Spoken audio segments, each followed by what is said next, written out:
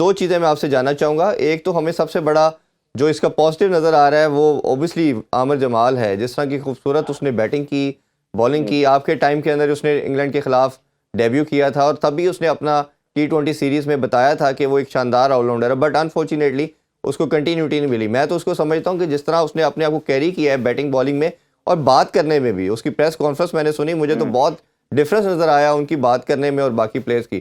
ایک تو عامر جمال کو کیسے دیکھتے ہیں, اور دوسرا شان مسعود کو کوئی کپتانی لینے کو تیار نہیں تھا, ان کو آفر کی گئی, انہوں نے ایکسیپٹ کی.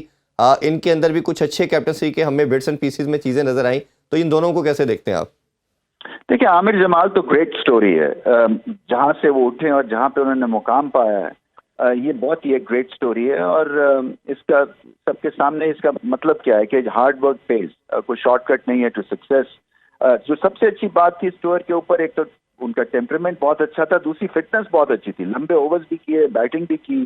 اب مجھے ایسا لگ رہا ہے کہ یہ ون سیریز ونڈر نہیں ہونا ہے ان کو. یہ کئی دفعہ ہم نے دیکھا ہے کہ کئی ہمارے ایسے فاسٹ بولرز رہے ہیں جن کی پیس تو 150 پہ چلی جاتی ہے پہلے ایک دو سیریز میں, اس کے بعد پھر انجری ہو جاتی ہے یا اس کے بعد کچھ پرابلمز ہو جاتی ہیں اور پھر پیس کم ہو جاتی ہے اور پھر وہ افیکٹو بھی نہیں اتنے رہتے ہیں. تو یہ ان کو بہت زیادہ اس کے اوپر اب توجہ دینی ہے, کیونکہ ایک جو وہ ہوتا ہے نا کہ آپ اپنے آپ کو گیس کر رہے ہوتے ہیں یا سیکنڈ گیس کر رہے ہوتے ہیں کیا آپ اس مقام کے قابل ہیں, وہ انہوں نے مسٹری جو ہے نا وہ سالو کر دی ہے. بالکل. اور لاسٹلی رمیز بھائی, شان مسعود کے حوالے سے بھی جاننا چاہیں گے آپ سے. شان مسعود دیکھیں, میرا ماننا یہی ہے کہ کپتان اتنا ہی بڑا ہوتا ہے جتنی بڑی ٹیم ہوتی ہے.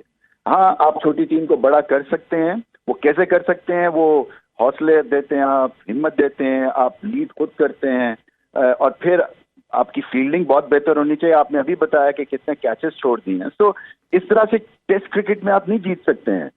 ٹیکٹیکلی تو ٹھیک تھے شان مسعود, مگر ان کی بیٹنگ ون ڈائمینشنل ہو گئی ہے. وہ جاتے ہیں اور جا کے مارنا شروع کر دیتے ہیں, ارسپیکٹو کہ سچویشن ڈیمانڈ کرتی ہے نہیں کرتی ہے. سو ان کو بھی تھوڑا سا کام ڈاؤن کرنا ہے, اور جو باقی چیزیں ان کو کرنی ہے وہ یہی ہے کہ ان کو افیکٹولی کام کرنا ہے اور ٹیلنٹ کو آئیڈینٹیفائی کرنا ہے اور پھر چینجز کرنی ہے. جو فلاپ شو ہو رہے ہیں آپ کے, ان کو بالکل جلدی سے بدلنا ہے. ورلڈ کپ 92 کی گریٹ ایگزامپل ہے. ہمارا اوپننگ پیئر میرے خیال 7 یا 8 دفعہ بدلا گیا تھا اس ورلڈ کپ میں, کیونکہ جب تک کہ صحیح کمبینیشن نہیں ملا, جب تک اس میں چینجز آتی نہیں. تو شان مسعود کو دیکھنا ہے کہ جو سکسیس ماڈل ہیں وہ کیسے چل رہے ہیں, اور اس میں پھر یہ نہیں ہوتا, پھر آپ کو روتھلیس ڈیسیژن کرنے ہیں اور آنےسٹ ڈیسیژنز کرنے ہیں. اچھا رمی بھائی, اوبیسلی ٹیسٹ سیریز تو ڈن اینڈ ڈسٹڈ ہے, اب ختم ہو چکی ہے اسٹوری, بٹ بالنگ کے حوالے سے آپ سے ضرور یہ جاننا چاہیں گے کہ پہلے میچ میں شاہین شاہ کو دیکھا ہم نے, بالکل آؤٹ آف کلر نظر آئے. حسن علی میں بھی اسپارک نظر نہیں آیا, ان کا بھی ایک اسپیل اچھا تھا میر حمزہ کا. عامر جمال ایک ایک اونلی پلیئر جس میں ہم کہہ سکتے ہیں کہ اس نے پورے تینوں میچز میں جان نظر آئی. ایک تو ہمارا بالنگ کو کیسے دیکھتے ہیں, اور obese moving forward to T20 اور چھوٹا فارمیٹ ہم اچھا کھیلتے ہیں, تو کیا آپ کو پاسبلٹی لگتی ہے, اور نئی لیڈرشپ ہے شاہین کی ایز اے ٹیسٹ کے بعد اب T20 میں انہوں نے کپتانی کرنی ہے, تو یہ اوور آل آپ کیسے دیکھتے ہیں کہ پاکستان کے کیا چانسز ہے T20 سیریز میں اگینسٹ نیوزی لینڈ؟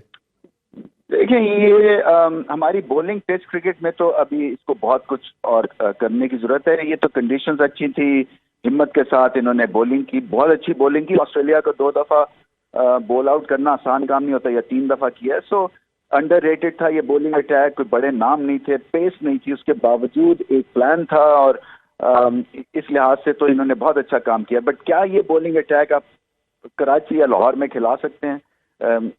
پیس کے بغیر آپ سب کانٹیننٹ میں سروائیو نہیں کر سکیں گے شیئر پیس. تو پاکستان کو کہیں نہ کہیں اس کا تڑکا لگانا ہے. جہاں تک بات ہے T20 کی, دیکھیں نئے کپتان ہیں, انرجی ہے ان میں, شاہین افریدی میں فٹنس کتنی ہے یہ بھی دیکھنا ہے. پھر اسٹریٹجی کے پوائنٹ آف ویو سے کیا وہ کام کرتے ہیں, کیونکہ میں ابھی بھی سمجھتا ہوں کہ پاکستان کی جو بیسٹ چوائس ہے ایز این اوپنر, پہلے تو اس کو نہ چھیڑا جائے اس کمبینیشن کو. حالانکہ مجھے پتا ہے کہ جیوری آؤٹ ہے کہ جی سلو کھیلتے ہیں رضوان اور بابر اعظم, بٹ اگر آپ کے پاس چوائسیز ہی لمیٹڈ ہیں تو پھر کیا کریں؟ اب یہ تو نہیں ہو سکتا کہ آپ ورلڈ کپ ایئر میں پھر آپ ایکسپیریمنٹل ایک موڈ میں چلے جائیں, اور جو آپ نے ایک کہانی بنائی تھی, دیکھیں نا, چاہے آپ کو پسند ہو یا نہ پسند ہو یہ کمبینیشن, دنیا بات کر رہی ہے کہ یہ دونوں نے بہت کچھ کیا پاکستان کے لیے پچھلے 2-3 سالوں میں.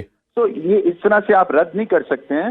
اگر آپ کے پاس آپشن ہے اور وہ कंसिस्टेंटली ब्रिलियंट ऑप्शन है तो फिर जरूर आप पेस का उसमें तड़का लगाएं या स्ट्राइक रेट का तड़का लगाएं, अदरवाइज आई थिंक ज्यादा छेड़खानी नहीं करनी चाहिए शाहीन अफरीदी को। बिल्कुल ठीक है रमीज भाई, बहुत बहुत शुक्रिया आपके टाइम का। खेलों से रिलेटेड तमाम अहम खबरें और अपडेट जानने के लिए सुनो न्यूज़ के यूट्यूब चैनल को भी सब्सक्राइब करें और बेल आइकन को क्लिक करना मत भूलिएगा।